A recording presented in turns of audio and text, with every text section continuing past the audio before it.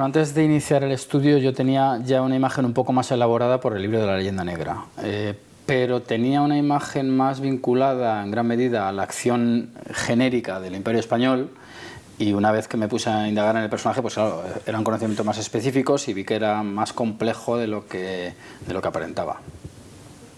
Pues antes de estudiar la leyenda negra pues tenía una imagen pues muy limitada, digamos la imagen vulgar o inmediata, ¿no? Hernán Cortés, conquistador de México.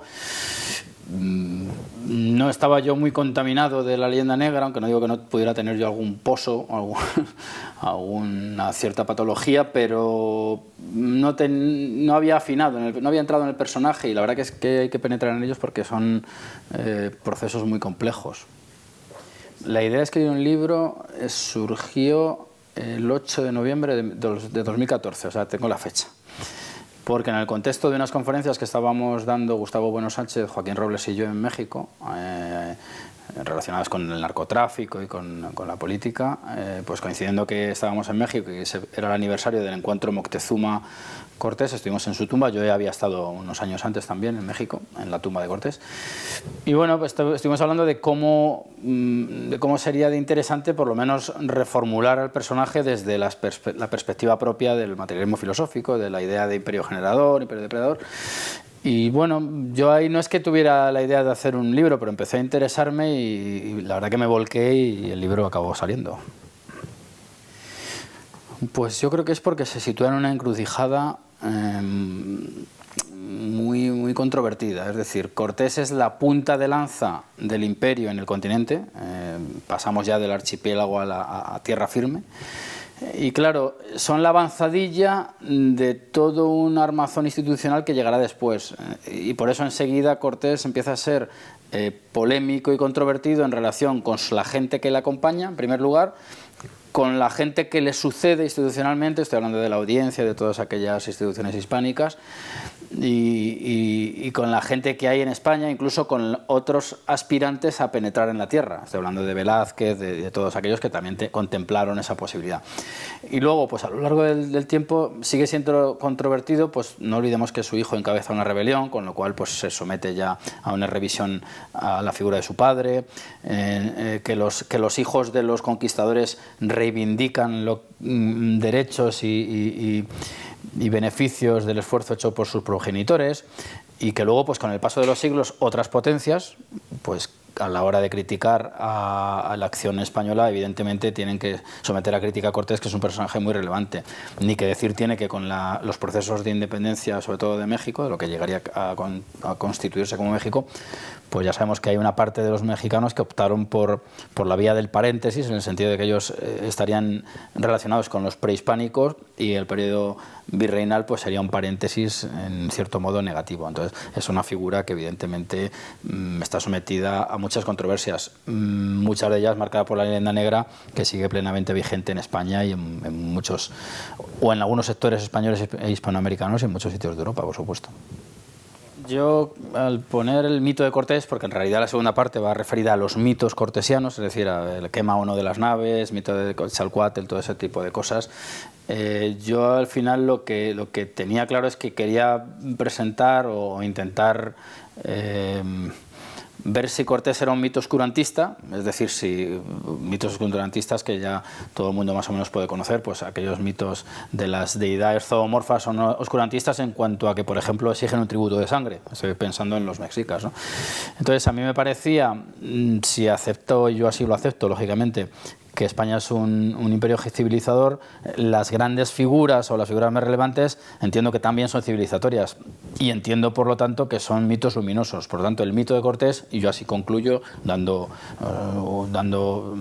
una postura clara, me parece luminoso en tanto que con Cortés, y sé que esto es muy polémico, las sociedades, no la sociedad indígena en común, porque eso no existía, sino que las sociedades que estaban en el territorio al que él penetró se incorporan a la historia universal. Y entonces, en ese sentido, me parece que es un mito luminoso, porque además esa incorporación conlleva a despojarse de ciertas cuestiones como las que todo el mundo conoce, ¿no?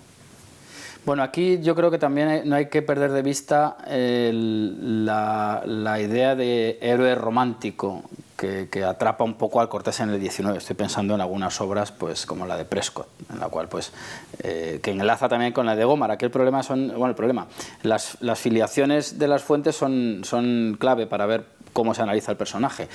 Vamos a ver, ¿ellos obtienen unos magros resultados? Pues probablemente sí, pero no tan así. Cortés vivió bien durante su vida. Lo que pasa es que la idea del héroe romántico pues es ese héroe incomprendido que acaba pues quedándose prácticamente solo. Cortés es un hombre que tuvo un tren de vida bastante alto, y luego la suerte de sus compañeros fue desigual. Hubo algunos que pues vivieron relativamente bien, otros obtuvieron poco botín. Y en general en las crónicas ellos se quejan del poco botín que obtienen, pero bueno, hay que entender la situación en la que acaba la conquista inicial del Tenochtitlán mexica. Había pasado la noche triste, se habían perdido tesoros y bueno, pues se había pagado un alto precio. En cuanto a Cortés, pues yo creo que es un personaje, insisto, que sí que acusa esa tendencia que viene en el subtítulo, porque al menos en la actualidad la fuerza del indigenismo, y no hay más que ver las celebraciones recientes del 12 de octubre, entendiendo la conquista de América y la civilización de América como un genocidio, pues tienden a teñir de la pátina genocida y negro legendaria a todos los personajes relevantes. En ese sentido sí puede entenderse como un personaje que desde luego como héroe figuró en las crónicas y en las obras literarias durante siglos. Lo que pasa es que esta situación en la que está el Imperio Español y esta crítica tan poderosa, como mínimo le afecta a Cortés y a toda figura relevante. Emilia Pardo Bazán es quien acuña, según entendemos, o hasta la fecha, hasta donde sabemos, quien acuña o quien emplea la expresión leyenda negra en el sentido historiográfico de filosofía de la historia que lo manejamos nosotros. Es una persona que prestó mucha atención a Cortés y a Pizarro en la prensa. Es una mujer con una producción y un impacto mediático importante. Vamos a ver, el problema aquí con respecto a Cortés y a esta serie de personalidades es que los ilustrados, que viven al calor de otro mito importantísimo como es el de la Ilustración, que además tiene mucho que ver con la luz y todo esto y con Europa y todas estas ideas sublimes que se siguen manejando, es que tienen una imagen del imperio pues precisamente vinculada a la leyenda negra. En ese sentido pues tienen que teñir de esos colores a todos los personajes. Emilia Pardo Bazán, que era una gran estudiosa de Bernal del Castillo, que es una de las fuentes principales a la hora de conocer lo que ocurrió en México en aquella etapa, pues sale al paso de estas críticas y desde luego me parece que está mucho más atinada que lo están los críticos europeos, que en gran medida la crítica que ofrecen estos autores franceses sobre todo adolece de cierta escasez de información real. O sea, era más un estereotipo pues que le servía para analizar a todos los personajes que se ponían sobre el tapete que realmente un conocimiento profundo, porque si uno va a las fuentes pues descubre un Cortés muy diferente al que se pinta desde esa perspectiva, ¿no? Bueno, pues la leyenda negra, digamos que es yo diría, porque hay muchas definiciones, que es el resultado de una metodología consistente en exagerar los aspectos negativos vinculados sobre todo al imperio. Aquí la idea de imperio funciona a pleno pulmón.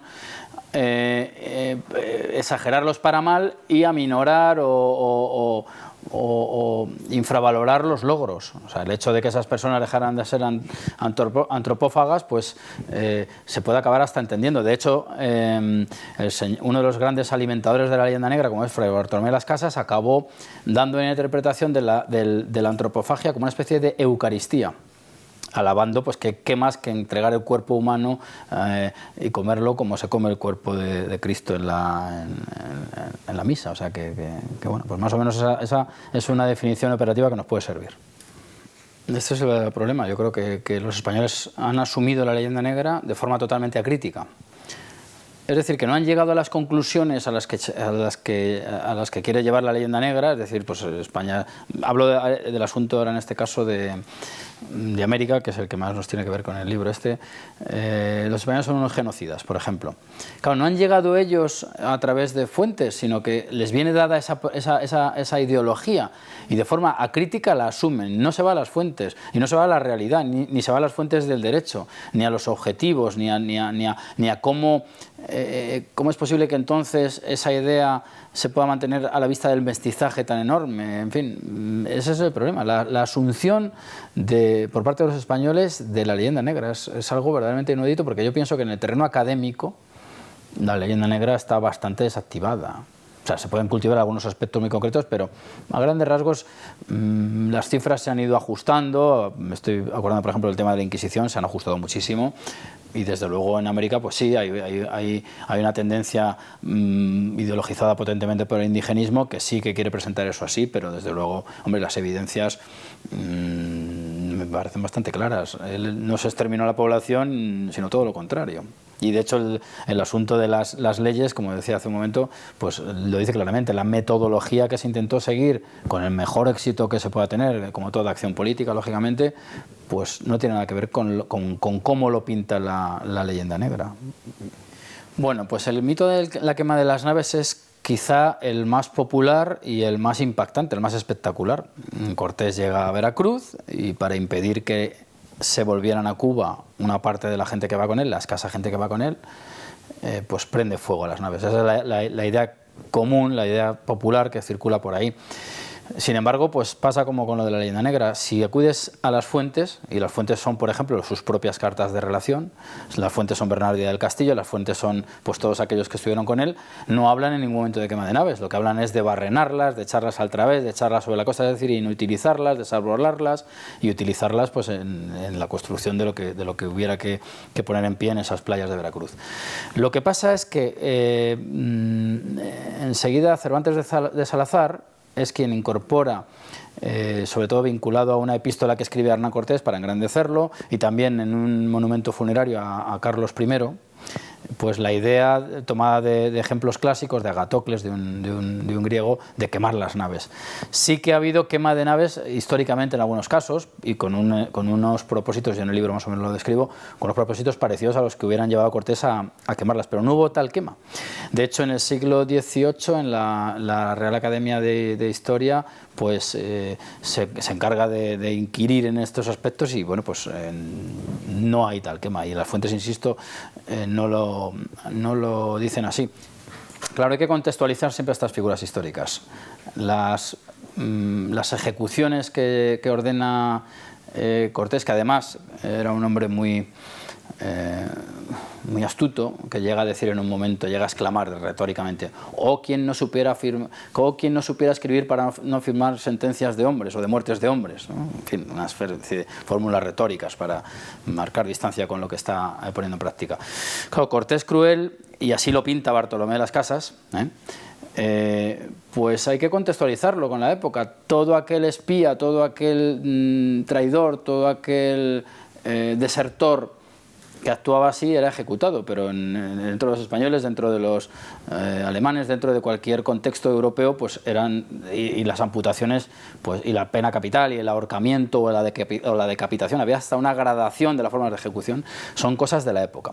Por otro lado, la penetración de Cortés desde las playas hasta la Ciudad de México, hasta donde está Moctezuma, está salpicado de algunos episodios sangrientos. Entre ellos, uno fundamental es el de Cholula. En Cholula lo que ocurre es que Cortés acaba ejecutando a la élite, digamos, de la ciudad. Pero claro, hay que ver las crónicas para saber que Cortés y su gente descubren pues que hay trincheras cavadas en algunas calles para trampas para los caballos y para los españoles, que hay en las azoteas acopio de piedras para apedrearlos, que hay paredes, calles tapiadas para hacer emboscadas.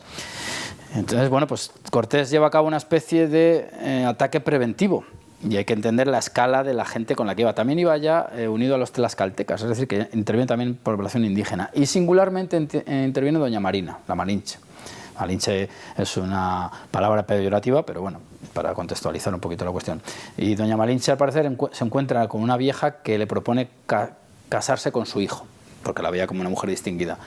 Y le revela y le aconseja que lo haga porque los españoles van a ser masacrados y esa es una forma de salvarse. Doña Marina, leal a Cortés, pues se lo dice, y es una de las explicaciones también del desencadenante de esta matanza. La matanza del Templo Mayor también es muy importante, la lleva a cabo Alvarado, no olvidemos, en vez de Cortés. Y muchos entienden que Alvarado lo que habría visto es unas cosas muy parecidas a las de Cholula. Es decir, ante unos indicios parecidos reaccionó de la misma forma. Y eso, digamos, que son los grandes hitos sangrientos de Cortés, pero yo entiendo que Cortés no tiene sentido pensar que se deleitaba con estas crueldades, porque en primer lugar entra con una gran inferioridad, él está sujeto a las alianzas con las tlaxcaltecas y de llevar, que por cierto a los que muchos acusan como los instigadores, en cierto modo, de estas matanzas por venganza a sus antiguos opresores, y ya digo, no tendría mucho sentido un Cortés deleitándose. Pues también lo compararon con Nerón en su momento. Aquí hay que entrar pues en la guerra que hubo interna entre españoles, también guerra propagandística y acusaciones muy concretas, pero yo creo que Cortés es un hombre puramente de su época. Bueno, pues con respecto a Alejandro, estadísticamente los dos personajes con los que históricamente más se ha relacionado a Cortés es con Julio César, y eso es una comparación inmediata en el sentido de que, por ejemplo, Julio César escribe la Guerra de las Galias hablando de sí mismo o describiendo su propia acción, y Cortés con las cartas de relación escritas al emperador Carlos, pues también ha hecho una especie de guerra de la náhuac, si se quiere decir, por ejemplo, ¿no? Entonces esa estadísticamente es la comparación mayor, también porque bueno, pues Cortés se convierte casi pues en una especie de César del momento. Hubo incluso algunas sospechas o miedo a que pudiera alzarse con la tierra, es decir, a convertirse en un rey de aquella Nueva España. Pero luego pues el que le sigue es Alejandro. Y a mí me parece muy atractivo el mito de Alejandro, sobre todo por una imagen muy poderosa, y es que lo que ocurre en la batalla de Otumba me recordaba mucho a lo de Gaugamela, es decir, un Cortés que se da cuenta de la estructura del ejército que tiene enfrente, y como ve que si tú descabezas ese ejército, cae como un castillo de naipes, ataca directamente a los portaestandartes, digamos, a la cabeza, digamos, de esa tropa mexica, y es cuando lo descabeza, y por eso me parecía una relación interesante. Pero claro, no se trata de forzar las cosas, sino que es que Cortés propicia las bodas con gentes naturales de allí, como había hecho Alejandro en su despliegue hacia Asia, hacia los persas y los indios y los hindúes, perdón. Cortés es fundador de ciudades también, igual que Alejandro, aunque ciertamente en este caso no se llaman cortesías, o como debieran llamarse, como en el caso de las Alejandrías, sino que aquí lo que viene es ya dentro de un imperio menos personalizado que el de Alejandro en este caso. Pero bueno, a mí me parecía que la idea de Alejandro era interesante también para resaltar un asunto fundamental, y es que el conocimiento que los españoles tenían de la antigüedad clásica pues tenía cierto peso, aunque solo fuera a través de los romances. Y yo creo que eso pues me apetecía ponerlo de relieve, incluso también para combatir esa idea negro legendaria del conquistador español, que es un verdadero energúmeno y un tipo sanguinario que le da igual todo y que prescinde de todo. No, ellos tenían cierto conocimiento, aunque fuera, insisto, de una forma indirecta, no digo de las fuentes, pero de una forma indirecta, y de hecho a Cortés se le conocen pues muchas emulaciones o ciertas emulaciones a personajes clásicos, el uso de ciertas palabras o ciertas expresiones clásicas, y bueno, pues así es como yo he enfocado este último capítulo del libro. Bueno, está claro, es muy difícil adivinar lo que va a pasar. Desde luego, Cortés va a ser sometido a crítica de nuevo a partir del 19 seguro, porque si en el 19 es cuando pisa esas playas, pues de ahí en esa franja de años, seguramente con los 500 años de la conquista de México, alguna interpretación tiene que hacerse, o muchas seguramente.